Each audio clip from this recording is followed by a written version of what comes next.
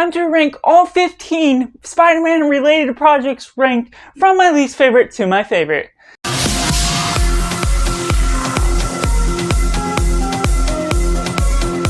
Hey everyone, welcome to Cinema, where we focus on the film. I'm Josh, this is Simply Cinema, and today we're going to be ranking all 15 of the Spider-Man related movies that I have ever seen, and that includes the 1977 version, the MCU, the old Spider-Man films, as well as the Sony Spider-Man pictures. And let me know down in the comments below how many of these you have seen and how you would rank them from your personal least favorite to your personal favorite. It doesn't have to be an objective list, because this is not going to be an objective list. It's just what my tastes line up and how I would rank them for my personal opinion. So make sure to like this video and subscribe. Help me reach my goal of 500 subscribers here on this channel so we can achieve our love for cinema together. And so coming in at number 15, we have Spider-Man 1977. Unfortunately, during this time, it's just not a great film for what it's trying to execute. The technology was not there yet, and so it just comes off as cheesy, almost so bad it's good, but still almost cringeworthy in some moments. Just the way they're climbing and just not being able to pull off what you can achieve at all in today's standards, or even in 2000s where they had the earlier two Spider-Man movies. This one just has an extortionist that's trying to mind wipe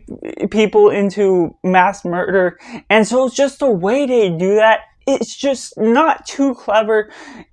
because it's way too behind for the time it was released. And coming in number 14, we have Morbius, one that I did kind of enjoy upon the first watch in theaters. I watched it recently for the purpose of this ranking, and I just did not dig it all at all. So unfortunately, the way they execute the idea of Morbius being this sort of anti-hero just does not work. The way he's trying to find his cure, connect with his cellmate Milo that he had in a foster home, but unfortunately we didn't get too much from their relationship to begin with, and so the chemistry is kind of absent. The sympathy we have for the characters is there for just being generic people from foster home, but unfortunately for building up a great character, building up why we should care about these characters or try and see Milo for becoming the great villain he is, unfortunately it kind of is lackluster for all it's trying to offer. And coming in number 13, we have Madam Web, the most recent one that kind of misses the mark in many of the story points that unfortunately has many problems. Now, just like Morbius, for my first time watching it, I don't mind it too much in theaters. I wasn't bored, but I wasn't too particularly thrilled by it, and I still was able to catch why it is so bad objectively in its writing, where there's so many contrivances, so many plot holes, unexplained answers, characters getting from place to place, and going in a way that the story is asking it to, without really establishing great characters, why we should care for them. And while I still enjoyed some of the bonding that the girls had going together, figuring out their powers, there wasn't too much that really makes this film stand out from any of the rest of the Spider-Man films, even if I wasn't completely bored by it. And coming in at number 12, we have Spider-Man 3. Now, this is Sam Raimi's ending to his trilogy that kind of misses the mark. It has a few good moments that it follows up with what Sam Raimi's aim was going for, but there's a couple too many villains that just gets convoluted with what the story was trying to offer, where the story was headed, and so unfortunately, while it does have those great moments, some meme-worthy moments that makes it so bad that it is good and kind of enjoyable in some of those moments, unfortunately, while it does have the great sympathetic characters, it kind of gets a little messy at the end of the day. At number 11, we have Venom, one that really knows what it's going for and charges after this comedy mixed with a drama that does have its moments to shine for its intentions it's after, and unfortunately fails to meet expectations of really establishing a great character. But for this particular Sony's Spider-Man Pictures franchise, that's sort of a spin-off of the others, it just does have its grounds that at least establishes Venom as a better character to be on his own, sort of having this dual side personality as they sort of meet up with each other. And just the way that happens, it is a bit slow. It does have its misses with its humor, but after all, it just does work in a bit better way, even if it's not a great film. And coming in number 10, we have Venom, Let There Be Carnage. Now, this again follows up in some of the same ways, and I kind of pretty much have it as a tie with Venom to the point where I just enjoy the comedy for what it's going for. It does get a little bit violent, but unfortunately still isn't rated R to the potential that it could be with the blood or whatever it goes with Venom and who he could really pull off with this film. But Eddie Brock still has a great comedy duo with Venom as a character, and so just the way they go about that, Tom Hardy goes off a good performance for what the script is expecting, for what the film offers. Woody Harrelson is good as well as Carnage, and there's some great battles in here, but unfortunately it doesn't have the potential as a really good Spider-Man film in general. But coming in number 9, we have Spider-Man Far From Home. Now this is where Spider-Man films get a bit better, and in the MCU it's the weakest, but unfortunately still really good for what it's after. It does have some dumb decisions in the writing for just Tony Stark handing off these super well-equipped glasses and handing them to a teenager who's still learning different things, still becoming his own superhero. And so just the way he's being able to handle that responsibility of such high technology, it seems a little out there, but for what the film still delivers on, it has a few good comedy moments, some great chemistry between Zendaya and Tom Holland, what they establish with what Tom Holland Spider-Man is going after, how they're establishing the friendship with him and Jacob Batalon, and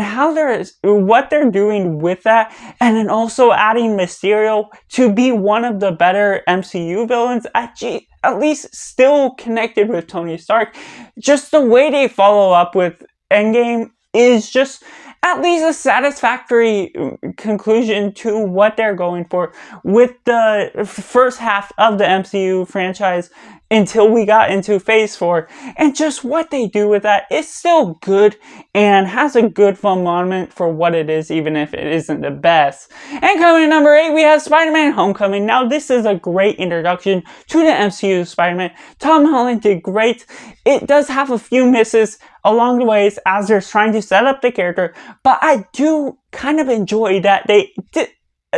took away the MCU origin story for Venom, or for Spider-Man in general, because we already saw it twice, and while it still could have its own potential for re-establishing the character for this, it's still good where they started off. It skipped a few beats that we didn't necessarily need to see because we already got him introduced in Civil War. And so what they did with this character for how they established him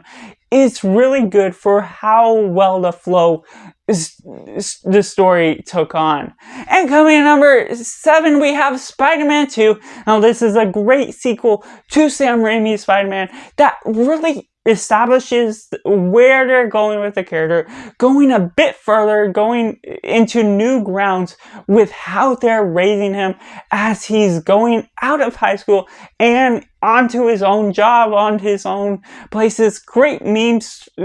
inspired from this film, but still establishes some great grounds to this character, new romance, new jobs, new environments, and versus Doc Ock establishes a new type of idea that creates a great villain, a great threat, and has some of the more iconic scenes for just comic book movie history in general that has inspired so much into future hero film, and just what they do with that is just really groundbreaking. And while I am not a huge fan of the psychological blockage that they use to inspire why he can't be Spider-Man as much, it still establishes a great story. And coming in number 6, we have Spider-Man Into the Spider-Verse, one that introduced a great new form of animation that is really artistic, really levels the ground, and creates a great story surrounding that, just anyone being able to wear a mask, having a great theme, and establishing Miles Morales as the first Black Spider-Man for this particular story and universe, and just the way they utilize that animation and having so many different villains, as well as establishing a multiverse to this story, is so experimental, yet lands on its feet so well with all of the tropes and ideas that it goes after, and creating some great characters that we all love still. Make sure to comment down below, if you haven't already, your ranking of all the Spider-Man movies from your least favorite to your favorite, so we can have a nice lovely discussion in the comments below, respecting others' opinions as we talk our love for cinema. And also make sure to subscribe if you haven't already, so we can share our love and reach my goal of 500 subscribers for the love of cinema that we share here on this channel. So going into my top 5, we have Spider-Man, Sam Raimi's first, that has a great introduction, a revolutionary change to how comic book movies have been made today, and just an enjoyable introduction to origin story, being still one of the best versions. Tobey Maguire creates a great character, and even though it is often memed on and inspired by different beats of comedy that is not taken as seriously as it is, it still is great because it is comical, and creating a sinister Green Goblin character, Willem Dafoe, that creates a great performance, still being one of the best performances for any of the Spider-Man villains that we have seen today, and delivers on great iconic lines and ideas that this film expresses, and creating a romance between him and Mary Jane Watson that still lives up to this day. It still has no nostalgia bait, of course, just being when it was taking place, but it has still a great amount of good storytelling elements that still makes it stand out. And coming in at number 4, we have Spider-Man No Way Home. Now this establishes so much that we love about Spider-Man, just Tom Holland's MCU trilogy coming to a close, as we might be opening a new chapter for the future, but just in this general theme, the way they expand the multiverse, at least in live action, is so experimental yet lands well for at least what we're familiar with. It is a little bit nostalgia bait by pulling in Tom Holland and Andrew Garfield and Tobey Maguire all into one film, and then the villains of the past Spider-Man as well, but it still works for the established storyline that we're at least understanding familiar faces to connect with the story, and yet it doesn't feel like it's nostalgia bait in a way that it doesn't fit the story at all. It's just there to say, hey, there's that character, there's that character. It's something that actually works with the story actual cast that they're going for, and so it feels earned for how they're doing favors to the fans and not sacrificing good storytelling for it. And while there's a few lines that feel a little bit out of place, it still is lovely and creates such great consequences to Tom Holland's Spider-Man being finally on his own and not under the umbrella of Iron Man or Tony Stark. And so what they do with that character because of that, and the sacrifices that are made throughout the film to make this stand its own, is so consequential and really impactful for all the story beats they have along the way. And coming in at number 3, we have the Amazing Spider-Man. Yes, I am a TASM fan just for what they're going for, the atmosphere, the Andrew Garfield. He does feel a little old for the role, but it still delivers, and I love his acting, what he does. He creates a great Peter Parker, a great Spider-Man that just really establishes the grounds of having the emotions. Mark Webb being a great director because he's done romance films in the past, great romance writing, and so it really blends well for the love story that Peter Parker has with Gwen Stacy, and how they establish that with Emma Stone giving off a great performance as her is just really grand. The way they establish all these characters in a new sort of origin story, introducing Spider-Man's parents as well. And while it doesn't feel like it's necessary that they need to take that route, it still makes it a little bit different. That makes me still enjoy that much more, adding new ground and new layers for Spider-Man, while also introducing the Lizard as the villain and getting into such great beats into how that flows into Spider-Man's life and what that all has to do, creating the dual life of being Spider-Man versus being Peter Parker. It establishes a great mindset that really makes me love the story that much more. And coming in number 2, we have Spider-Man Across the Spider-Verse, one that's really good follow-up to Into the Spider-Verse that creates great new grounds for the animation, making it feel so artsy with every frame it comes across, and is just so atmospheric and beautiful, and takes the artwork into things that the live action versions just cannot do. And so I just love the questions that this film pulls up with its themes, with its characters, and establishing a whole new wild universe for this franchise to go into. And just being part 1 of a 2-part segment of this trilogy is just really grand, and the way they pull this film off is just fantastic. What they do with the characters, Miles Morales being sort of this subset and bad egg, sort of where he wasn't necessarily meant to be the Spider-Man that he is in his universe. It just establishes so much questions and ideas that is pulled off really well, and just having Spider-Man 2099 be that almost villainous type of Spider-Man character that creates great grounds that you love the characters, agree with their opinions for who they are and how they came to be what they are. But that leaves at number 1, the Amazing Spider-Man 2. Yes, I absolutely love this film. What they do with Electro, what they do with